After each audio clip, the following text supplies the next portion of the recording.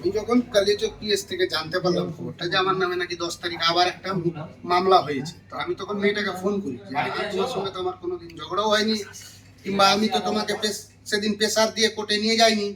হ্যাঁ, তাহলে কি করে হলো? যে দাদা আমি তো যাইনি। আমি বললাম তাহলে তোমার কাছে আমি কি করে ভাববো যে আমি বললাম অফিসারের নাম্বার দিচ্ছি, কল করো। হ্যাঁ, অফিসারকে ফোন করলো, অফিসার বলছে আমি তো তোমাকে চিনি না, মেয়েটাকেও বলছে। তাহলে কি করে কেস হলো? আমি এটাকে বলবো যে আইনটা আছে আদেও না, আইনটা কোথায় গিয়ে দাঁড়িয়েছে? হ্যাঁ, ন্যায্য কেসটা নিচ্ছে না প্রশাসন। কার হয়ে প্রশাসন কাজ করছে? থানাটা কাদের জন্য খোলা আছে? আমি এটা তুলে ধরতে চাই পাবলিকের কাছে। প্রশাসনকে আমি জানিয়েছি, এসপি সাহেবকে, কারণ কালিয়াচক থানাটা থানার মধ্যে আমার মনে হচ্ছে না যে পড়ছে। থানার মতোই কাজ করছে না,